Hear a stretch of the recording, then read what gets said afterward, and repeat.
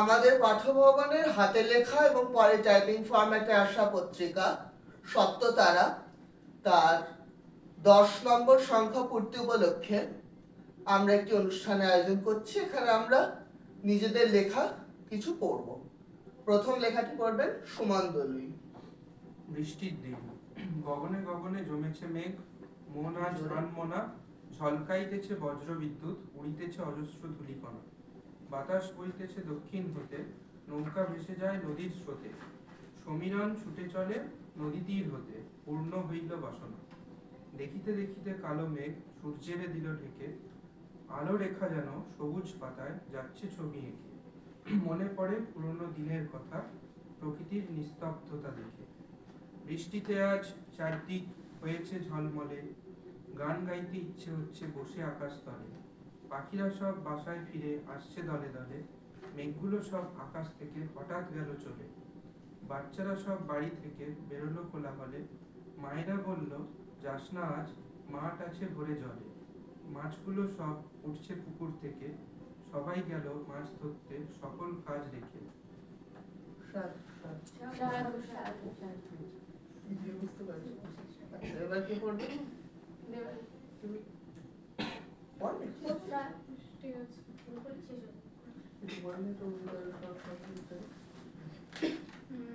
এই লেখাটা উর্মিতার স্মরণ সংখ্যায় প্রকাশিত হয়েছিল। তো উর্মিতা আমাদের ছোটবেলাকার বন্ধু, সে আমাদের ছেড়ে খুব অল্প সময়ের জন্য আমাদের সাথে তার বন্ধুত্ব ছিল, তারপর সে আমাদের ছেড়ে চলে যায়। তো সেই জন্য তার উদ্দেশ্যে আমি এই লেখাটি লিখেছিলাম এবং সেটা এখন পাঠ করছি। ঢেউ। গতিময় জীবনের সঙ্গে তাল মিলিয়ে চলতে চলতে প্রায়ই আমরা ক্লান্ত হই। তখন নিজের মনের কাছে চুপটি করে বসি, স্মৃতির প্রদীপ জ্বালিয়ে তুলি। সেই প্রদীপের নরম আলোয় খেলা করে ফেলে আসা জীবনের ছবি। কত মানুষের মুখ ভেসে আসে, যাদের সাথে দেখা হয় না আর, তবুও তাদের সান্নিধ্যের আতপ আবার যেন নিজের মধ্যে অনুভব করতে পারি। সম্প্রতি সমুদ্রে গিয়েছিলাম, দেখেছিলাম সাগর পাড়ে সূর্য ওঠার সময় আবছায়া কেটে গিয়ে কমলা রঙের নরম আলো ছড়িয়ে পড়ে চারিদিকে। রোদের ছোঁয়াতেই আস্তে আস্তে জেগে ওঠে সুপ্ত শহর, গাছেদের ঘুম ভাঙে। তখন একটা মৃদু উত্তাপ অনুভব করতে পেরেছিলাম নিজের মধ্যে, অনেকটা যেন আমার স্মৃতির তাপের মতো। আবার একবার জীবনের গতিকে থামিয়ে দিয়ে নিজের মনের কাছে আশ্রয় নিতে ইচ্ছে হলো। সমুদ্রের কোলের কাছে গিয়ে হাঁটু মুড়ে বসলাম। কমলা আলো মাখা সাগরের ঢেউ এসে বারে বারে আমায় ছুঁয়ে যেতে থাকলো। ক্রমাগত আসা যাওয়া, কোনো বিরাম নেই তার।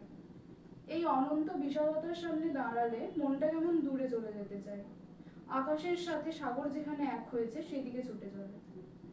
মনে হয় আমি যেন কেবল এই 20 বছরের মেয়েটা নই, আমার আমিটা যেন এই সমুদ্রের সমসাময়িক।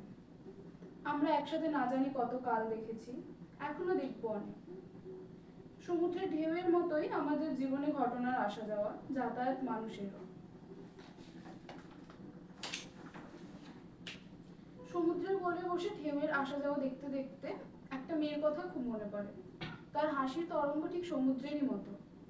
উর্মিতা মানেই একটা ঝকঝকে হাসির মুখ। পার্থভবন আমাকে অনেক বন্ধু দিয়েছিল, তাদের অনেকের সঙ্গেই এখন আর যোগাযোগ নেই। কেউ হয়তো অনেক দূরে থাকে, অথবা কারোর প্রতি অভিমানের দেওয়াল বাড়তে বাড়তে আঘাত ছুঁয়েছে। তবে কখনো তেমন করে ইচ্ছে করলে নিজের মতো পথ করে নিয়ে তাদের সামনে গিয়ে দাঁড়াতে পারবো তা জানি। কিন্তু উর্মিতার সাথে আরো একবার দেখা হবার রাস্তা আমার জানা নেই। সে আমার পাঠ্যভবনের সহপাঠিনী। ছোটবেলায় আমরা দুজনে আলাদা আলাদা বিভাগে থাকার কারণে বন্ধুত্ব তেমন গাঢ় ছিল না। ওকে দেখতাম দূর থেকে। আনন্দ পাঠশালা থেকেই দেখেছি উর্মিতা খুব আদুরে, সবাই ওকে আগলে রাখে। আমারও তাই ওর প্রতি একটা স্নেহের অনুভূতি ছিল। একবার মনে আছে তাকে গান গাইতে শুনেছিলাম ওই মহামানব আসে। কোন রকম বাদ্যযন্ত্র ছাড়া কি অপূর্ব সেই গান, মুগ্ধ হয়ে শুনেছিলাম। জানি না কতটা হৃদয় দিয়ে গান গাইলে তা অন্যের মনকে এতটা ছুঁয়ে যায়। বুঝেছিলাম রোগ ছিল কেবলমাত্র তার শরীরে, মনের দিক থেকে সে আমাদের সকলের চাইতে বেশি সুস্থ। শরীরের মধ্যে কতটা যন্ত্রণা নিয়ে মেয়েটা এগিয়ে চলেছে সেটা হয়তো আমরা বুঝতে পারিনি, কিন্তু দেখেছি সে থামেনি। সব কষ্ট হাসি মুখে সহ্য করে সে এগিয়ে গিয়েছে। যে বয়সে আমরা সদ্য গজানো ডানায় ভর করে উড়ে বেরিয়েছি, সেই বয়সে মেয়েটা রোগের সাথে নিঃশব্দে লড়াই করে গেছে। তবে খুব বেশি দিন নয়, মাত্র 17 বছর বয়সে উর্মিতার সব যন্ত্রণা নিভে গেছে অকল্পনীয়ভাবে। আমাদের জীবনের অনেকটা জুড়ে রয়েছে পাঠ্যভবন। রয়েছে কিছু শাড়ি পাঞ্জাবি পরা ছেলে মেয়ে, যারা অনেকেই এখন কোথায় আছে কেমন আছে জানি না, তবুও তো তাদের নামগুলোর সঙ্গে জড়িয়ে আছে একটা হলদে পোশাক পরা মানুষের স্মৃতি। সেই স্মৃতি একান্ত আমার মনে। আমরা সবাই তো এক একজনের মনে এক এক রকম রূপে থাকি। তেমনি আমার পাঠ্যভবনের স্মৃতির এক কোণে উর্মিতার একটা তরঙ্গায়িত উপস্থিতি থেকে গেছে, যেটা পৃথিবীর সব না থাকার চেয়ে বেশি সত্যি। ওই সত্যিটুকুর কাছে মৃত্যুও হার মানে, কারণ আমি বিশ্বাস করি পৃথিবীর সকলে মৃত্যুর চেয়ে বড়। জীবনে যারা আসে তারা সকলে কোনো একদিন দূরে চলে যায়, এটাই কালের নিয়ম। কিন্তু সত্যিই কি যেতে পারে? হয়তো হাত বাড়ালেই তাদের এখন ছুঁতে পারি না, তাই এখন তাদের মন দিয়ে ছুঁই। তাই তো এখন উর্মিতার গান কানে বাজে, ওর দুষ্টুমি ভরা হাসি মুখটা মনে পড়ে। স্কুলের আরো অনেক দাদা দিদি ভাই বোন বন্ধুদের মনে পড়ে, যারা হঠাৎ একদিন চোখের সামনে থেকে হারিয়ে গিয়ে মনের মধ্যে জায়গা করে নিয়েছে। ওদের সাথেই মিশে যায় আমার কিছু ব্যক্তিগত হারিয়ে যাওয়ার গল্প। মনে হয় হারিয়ে যাওয়া মানে আসলে রূপান্তর, নতুন রূপে নতুন করে খুঁজে পাওয়া। সেই খোঁজ চলচ্চিত্র হয়ে ফুটে ওঠে কেবল আমারই চোখে, নতুন দিনের সোনালি আলো সেই ছবিতে রং ধরায়। দিন বাড়ার সাথে সাথে সাগর পাড়ে মানুষের ঢল নামে। অস্থায়ী দোকানগুলোতে বেচা কেনা শুরু হয়। উটওয়ালার হাঁক, বাচ্চাদের এদিক ওদিক ছোটাছুটি, পর্যটকদের উচ্ছ্বসিত কলরব যেন ঢেউয়ের গর্জনকেও ছাপিয়ে যায়। তখন উঠে ধীরে ধীরে ফেরার পথ ধরি। দেখি তীরের এই প্রতিটি মানুষ না জানি কত মৃত্যু, যন্ত্রণা, কষ্টকে দূরে সরিয়ে রেখে একটা নতুন সূর্যের দিনে নিজের জীবনকে আরো একটি নতুন সুযোগ দিতে এসেছে। তখন মনে হয় আমারও চলার পথে ছড়িয়ে আছে জীবনের স্পন্দন। সেখান থেকে পিছিয়ে যাওয়ার কোনো উপায় নেই। মৃত্যুকে পেছনে ফেলে এগিয়ে যেতেই হয় জীবনের দিকে। এখানেই মৃত্যুর পরাজয়, কারণ মানুষ সততই জীবনমুখী।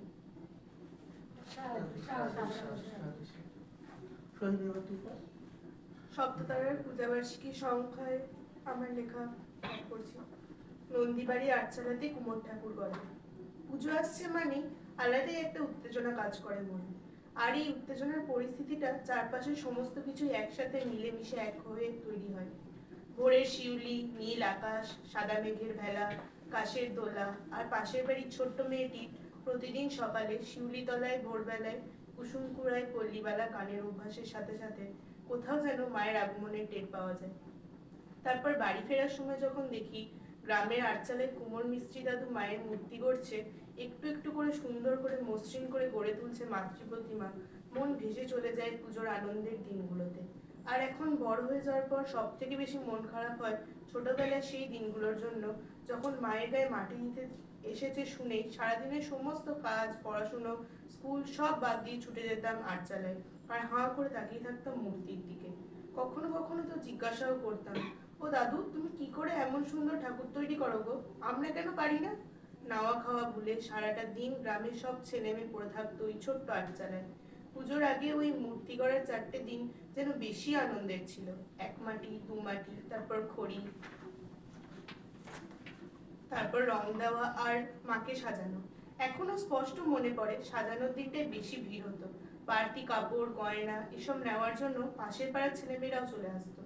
আর একটা জিনিস তখন খুব খেয়াল করে দেখতাম, রং দেওয়া শেষে চোখ আঁকার সময় মিস্ত্রি দাদু প্রণাম করে তারপর সরু তুলির টানে মায়ের চোখ ফুটিয়ে তুলতো, আর নেমে আসার পরে বলতো, মা তুই তোর চোখ নিজেই এঁকেছিস, আমার কি আর অত ক্ষমতা আছে তোর চোখ ফুটিয়ে তোলার মতো? নিজের স্বরূপ ধারণ করিস মা, আমার ভুল ত্রুটি সব ক্ষমা করিস। এখন অবশ্য নিজের পড়াশোনা, পারিপার্শ্বিক চাপে আর আটচালায় বসে ঠাকুর গড়া দেখা হয় না, কিন্তু যখন আটচালার পাশ দিয়ে পেরিয়ে যাই দেখি ঠাকুর গড়া দেখার ভিড় তো অনেক দূর। যাদের বাড়ির দুর্গা তারাই কেউ মন্দিরে বসে নেই, মিত্রিরা তো একাই গান গাইতে গাইতে মায়ের মূর্তি করছেন। পাড়ায় এত ছোট ছেলে, কিন্তু কারোর না আছে সময় আর না আছে বিশেষ কিছু ইন্টারেস্ট। পুজো মানেই তাদের কাছে প্যান্ডেল হোপিং আর খাওয়া দাওয়া। না রেডিওর মহালয়ার সুর তাদের উত্তেজনা বাড়ায়, আর না কাশের তোলা, কারণ তারা স্মার্ট, আমাদের থেকে অনেক বেশি স্মার্ট। এসব ব্যাকডেটের চিন্তা ভাবনা তাদের আসেই না। গ্রাম শহর সবই এখন এক অবস্থা। সবাই না, তবে অনেকেই কুমোরটুলি যায় ঠাকুর দেখার স্ট্যাটাস দেওয়ার জন্য। সব বিষয়গুলোর কেমন যেন সোশ্যাল মিডিয়া ভিত্তিক হয়ে গেছে। সে অপর্যাপ্ত আনন্দটা কোথাও একটা যেন হারিয়ে যাচ্ছে। এসব কিছুর মধ্যেও বাড়ি ঢুকে যখন শুনি একটা বাবা একটা ছোট্ট বুনিকে শেখাচ্ছে আর সে গাইছে, নন্দীবাড়ি আটচালাতে কুমোর ঠাকুর গড়ে মন বসে কি আজ, আহা হা চণ্ডীতলায় ঢাকের আওয়াজ মিষ্টি মধুর। তখন সত্যি কোনো টাইম মেশিন নয়, মনের সাথে হাওয়ায় ভেসে চলে যায় সেই বসে বসে মনোযোগ দিয়ে ঠাকুর গড়ার দিনগুলো। সোহিনী আমাদের ছোট বোন, সে পাঠভবন ত্যাগ করলেও সে এখন আমাদের প্রাক্তনীদের দলে, সুতরাং তার কাছ থেকে আবার অনেক লেখা আমরা আশা করি পাবো, না পেলে পিকটি কেমন। অপেক্ষা। যদি জানতাম আগে এমন করে নিঃশব্দে বাঁচতে পারো তবে, উদ্যান পথিক আমি পথে নেমেছি সবে, এগিয়ে যেতাম তবু মরীচিকার টানে প্রাণ সুধার সন্ধানে। যদি জানতাম সহজ নয় মুছে ফেলা, আকাশ জুড়ে চলত তবু রং বেরঙের খেলা। যদি জানতাম অপেক্ষা কি, জেনেও দিন গুনতাম সেদিনে, যেদিন অপছন্দের সুর ঠাউর হয় প্রিয়, আবেগপ্রবণ ভাবনার ভিড়ে যুক্তিরা নিষ্ক্রিয়। মুহূর্তেরা অতীত হয় বদলায় দিন হাওয়ার বেগে, পরের দিন এসেই যাবে যদিও থাকো রাত্রি জেগে। শুধু এক থেকে যায় বসন্তের ভোরের বেলায় কোকিলের গান, নতুন পাতাতে স্বাগত জানায় প্রবীণের জীবন অবসান। মাঠে বীজ বনে হাল দেয় চাষা, প্রতীক্ষা জিইয়ে রাখে হাজারো প্রত্যাশা। জানি না সব চিঠি পৌঁছেছে নাকি, কলমের কালি শেষের দিকে প্রায়, তখনও কত লেখা পড়ে বাকি। তবু একদিন ঠিক ফিরবে তুমি, লিখবে আমায় উত্তর সেই চিঠির শত, এই দৃঢ় বিশ্বাসে যুগ যুগান্ত ধরে আমি অপেক্ষারত।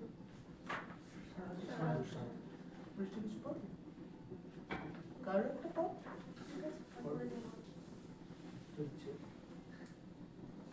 দেখ এটার মধ্যে তুমি কয়টা পেয়েছো। যেটা প্রথমে খুঁজে পাই, কিন্তু এটার মধ্যে থেকে বেশি হলো।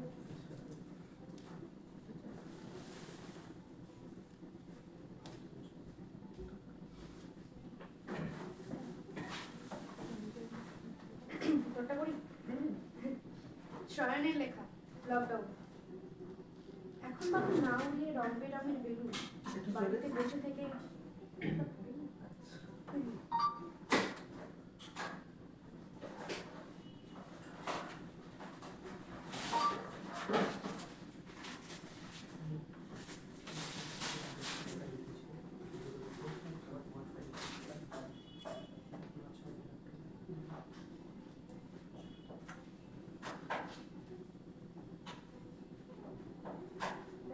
শুরু করছি। একদম লকডাউন, শয়লেন্দ্রনাথ বসু।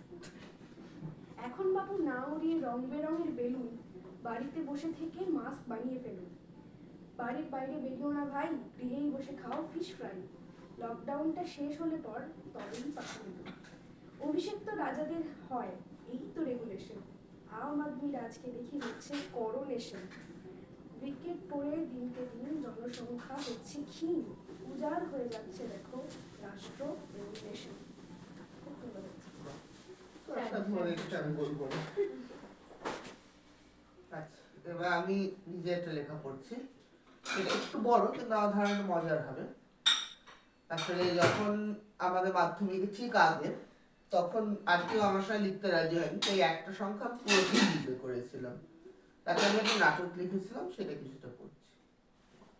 নতুন মাস্টার। প্রথম দৃশ্য, ক্লাস, পুরনো স্যার বোর্ডে লিখছেন আর ছেলেমেয়েরা ঢুলছে। 4 জন ছাত্রছাত্রী আছে এখানে, সিন্ধু, ব্রহ্মপুত্র, বিপাশা এবং গঙ্গা।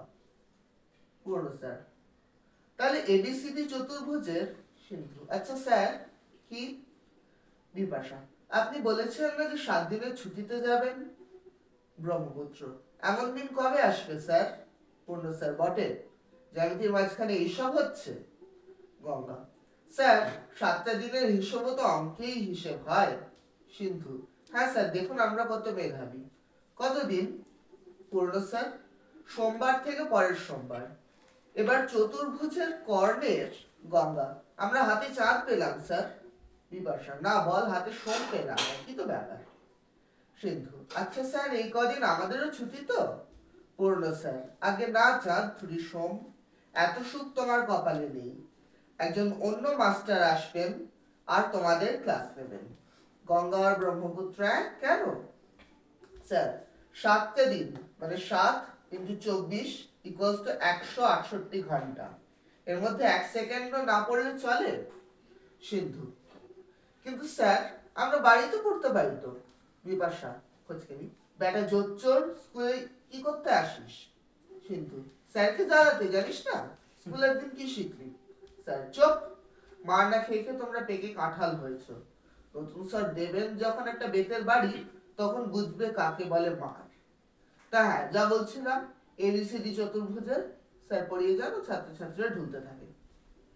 দ্বিতীয় দৃশ্য, স্কুল, ওরা 4 জন এসেছে।